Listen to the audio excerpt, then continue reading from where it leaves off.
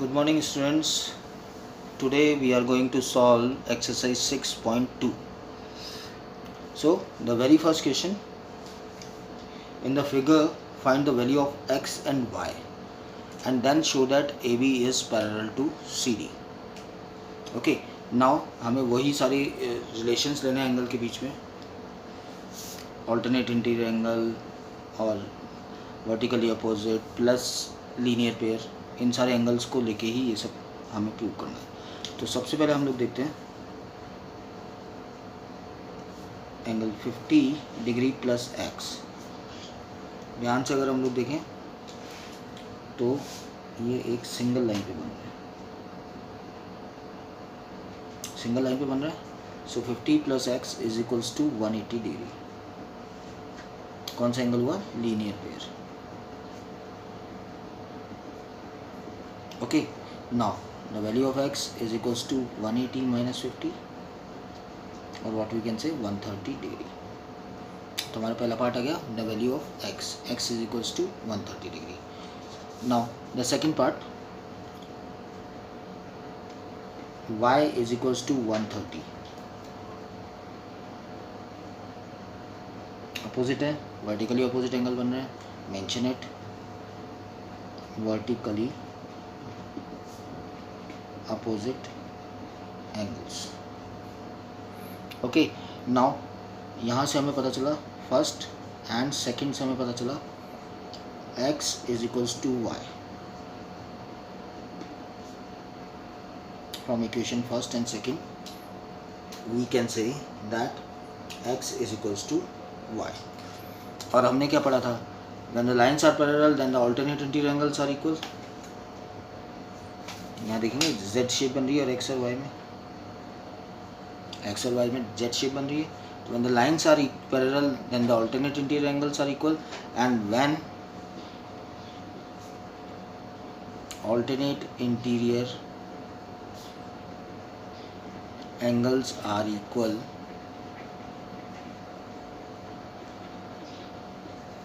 when alternate interior angles are equal then the lines are parallel. So AB is parallel to CD. This is your first question. Now इसके बाद हम लोग करेंगे question number 2. The question number 2 is, if AB is parallel to CD, AB is parallel to CD and CD is parallel to EF. Okay, now and y, the ratio of y and z is 3:7. ये अपने पास given है. Okay, सो सबसे पहले हम लोग क्या करेंगे solution में, let y is equals to 3. अब x अपने को दे रखा है तो अपन यहाँ 3x नहीं मानेंगे, 3k and z is equals to 7k. Clear? Now ध्यान से देखना, when AB is parallel to CD and CD is parallel to EF. AB CD के पैरेलल है, CD EF के पैरेलल है. So AB is parallel to EF. AB किसके parallel हो गई? EF के पैरेलल हो गई. And when AB is parallel to EF, यहाँ ध्यान से देखना अपने को, AB is parallel to EF, तो ये क्या बन रहा है हमारा? ऑल्टरनेट इंटीरियर एंगल बन रहा है, Z शेप बना रहे हैं.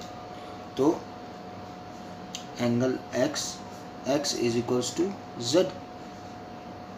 x Z के इक्वल हो गया. क्यों हो गया? Mention it, alternate interior angles. और Z की वैल्यू क्या थी अपने पास? 7k. x is equals to 7k. Now x plus y is equals to 180 degree. Here it is x and y. दो पैरेलल लाइन्स हैं, ट्रांसवर्सल है, एक ही इंटीरियर एंगल में एक ही तरफ एंगल बन रहे हैं. तो क्या कौन से एंगल बनेंगे? को इंटीरियर एंगल्स. क्या बनेंगे? को इंटीरियर एंगल्स. और को इंटीरियर एंगल का सम कितना होता है? 180 डिग्री. Co interior angle x plus y is equals to 180 degree.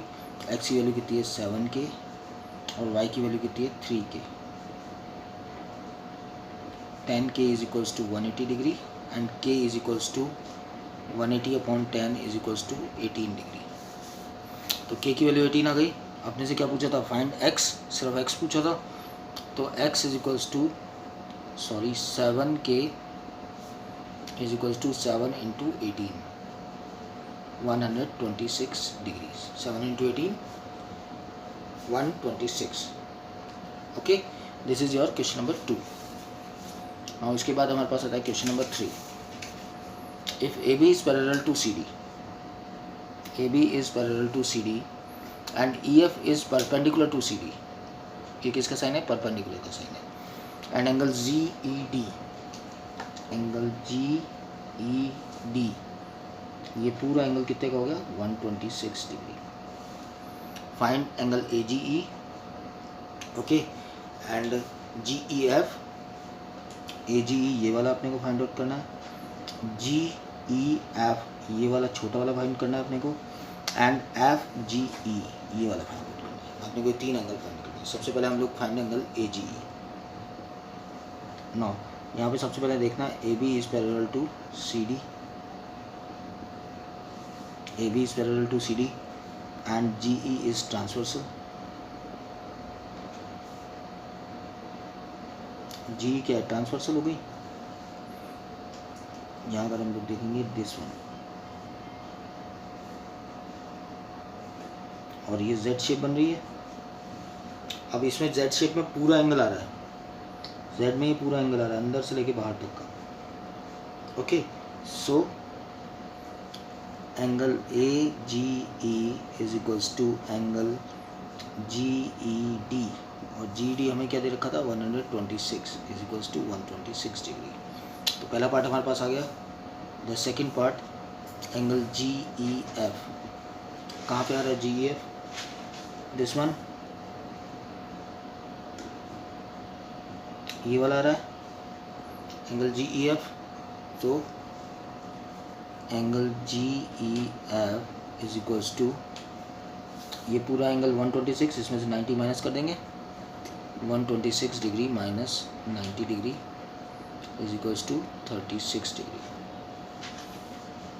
ध्यान से देखिए, ये अपना परपेंडिकुलर था जी ई एफ, ये एंगल है पूरा 126 डिग्री था, इसमें से 90 वाला पार्ट माइनस कर देंगे तो हमारे पास क्या आएगा 36 degree. Now the third part, angle F G E. F G E find out करने के लिए हमारे पास ये है एफ जी ई। ए जी ई हम लोगों ने क्या फाइंड आउट किया था, ए जी 126 फाइंड आउट किया था, और अपने को फाइंड आउट करना है एफ जी ई। तो angle F G E plus angle A G E is equals to 180 degree. क्यों 180 डिग्री है, एक ही लाइन पे बन रहे हैं, लीनियर पेयर है। Okay, so mention it, linear pair.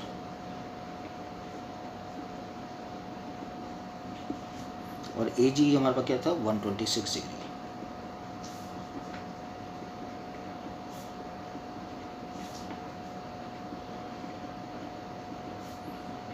One 126 उधर जाके माइनस हो जाएगा and you will get 54 degrees. Okay, clear, this is your third question. इसके बाद क्वेश्चन नंबर 4।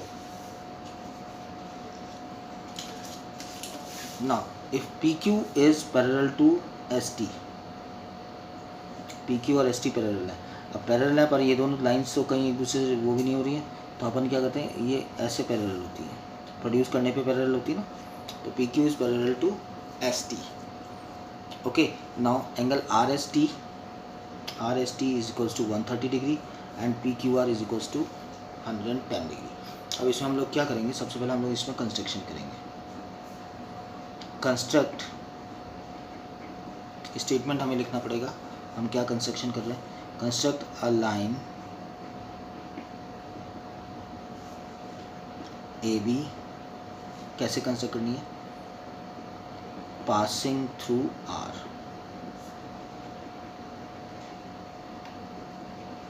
आर से पास होती हुई हमें एक लाइन कंस्ट्रक्ट करनी है A B.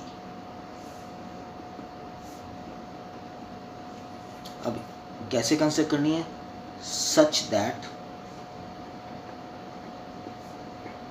A B is parallel to P Q. इस पी क्यू के पैरेलल एक लाइन ड्रॉ करनी है ए बी जो आर से पास हो रही है, and A B is parallel to S T. अब ए बी पी क्यू के पैरेलल है तो ऑटोमेटिकली एस टी के भी पैरेलल हो जाएगी। ओके नाउ अब हमें ध्यान से समझना है इसको पूरा। पहला पार्ट लेंगे हम इसमें, P Q is parallel to A B and Q R is transversal. Q R transversal है, ठीक है। अब क्या होगा यहाँ पे,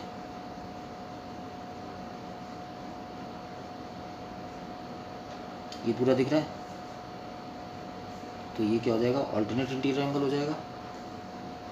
clear? So angle P Q R plus angle Q R A is equals to 180 degree. P Q R 110 दे रखा है,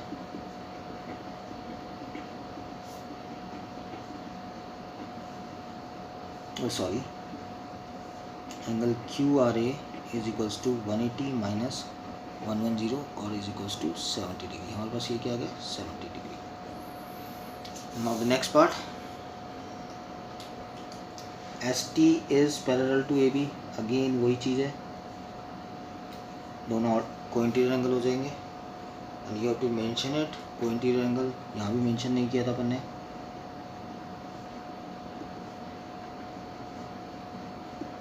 ओके तो यहाँ मेंशन कर देंगे S T is parallel to A B and S R is transversal. Okay angle R S T plus angle S R B, again the same ways, co interior angle. Co interior angle है, R S T की value हमारे को 130 given है।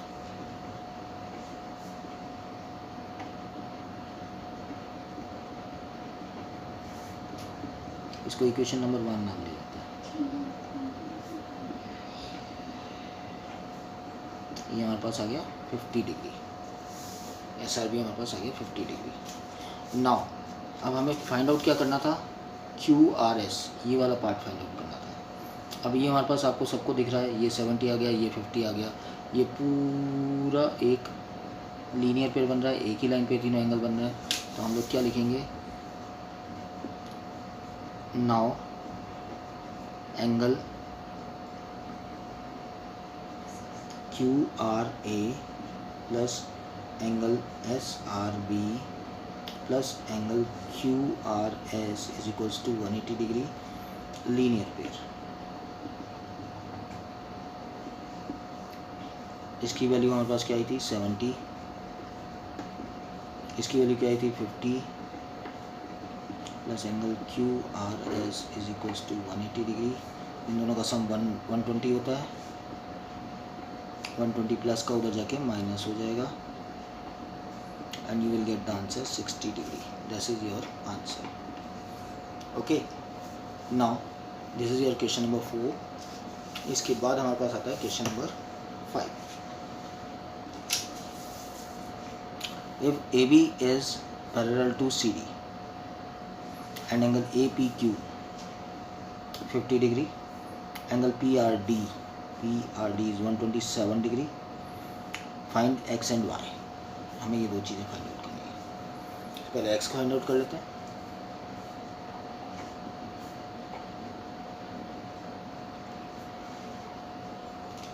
Now AB is parallel to CD and PQ is transversal। सबको दिख रही है Z shape बनती हुई।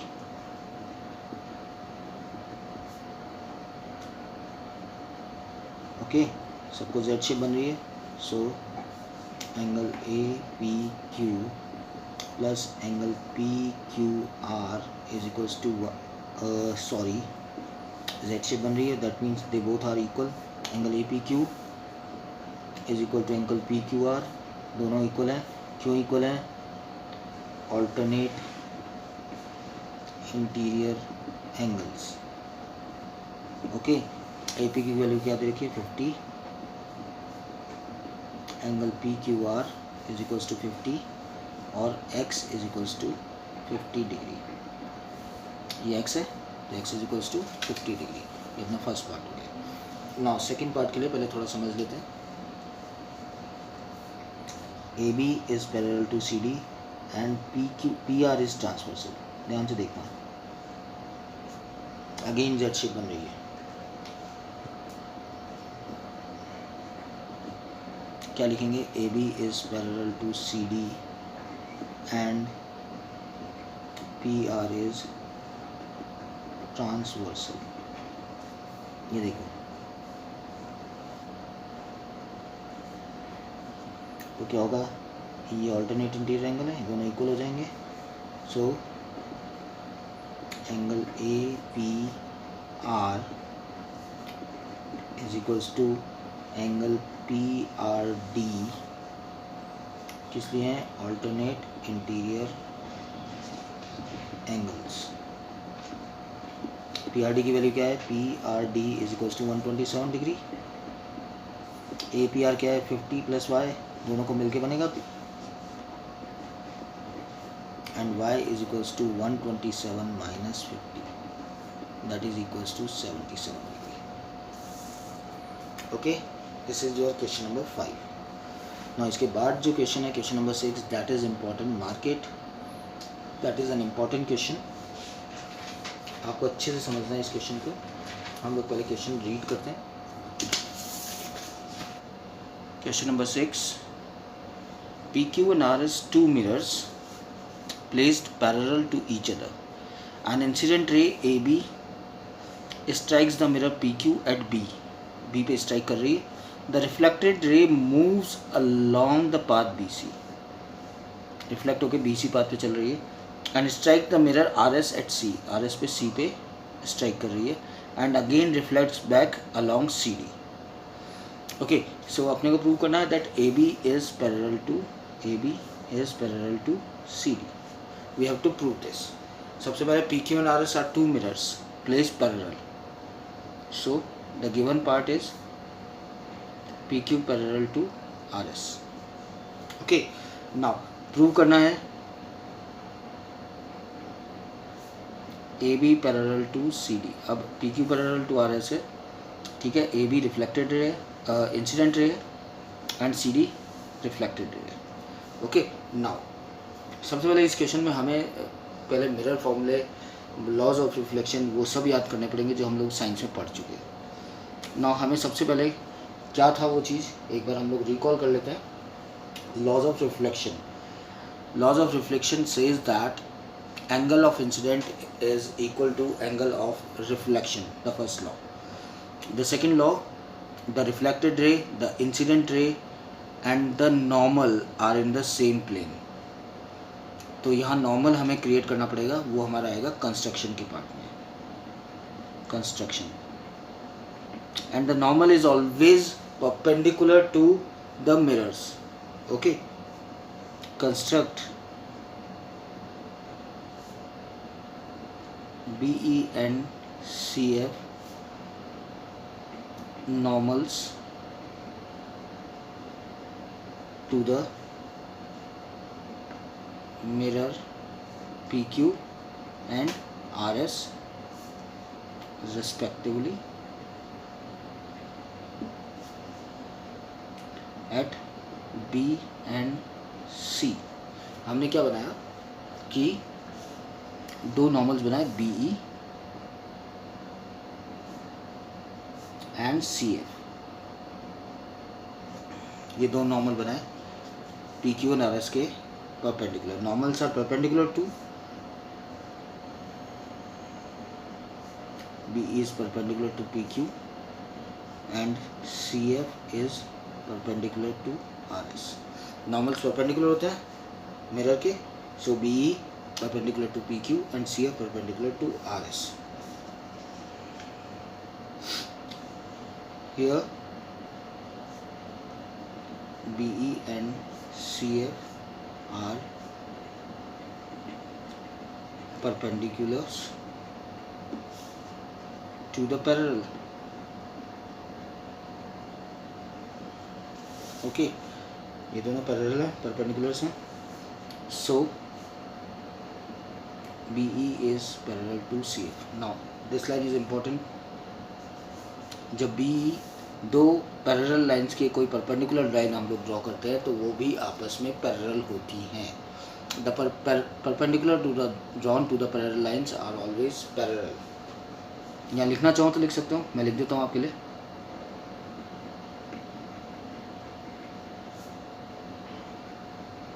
Perpendicular drawn to parallel lines are also parallel. ये लाइन इम्पोर्टेंट है. ये वाला पार्ट इस क्वेश्चन का सबसे इम्पोर्टेंट पार्ट है. Now we know that angle of incident is equals to angle of reflection.